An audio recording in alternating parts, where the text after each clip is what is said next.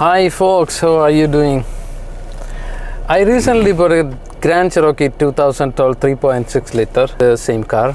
Noticed a drop in the coolant level in the coolant tank.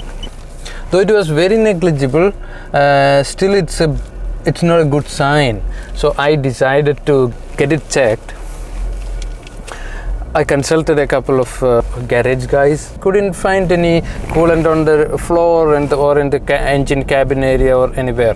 Or I had a check with the OBD, the device, and it showed a thermostat irrationality. I decided to go for a replacement of the thermostat. I replaced the thermostat, and the error is still there.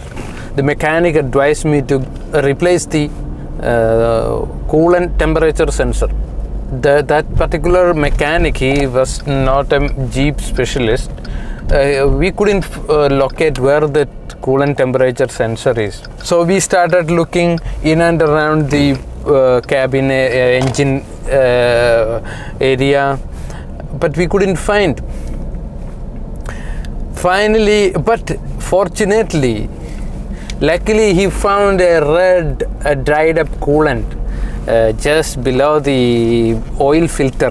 He found the leakage. We decided to take out the manifold because the oil cooler sits under the manifold. He took out the manifold, found the coolant leakage.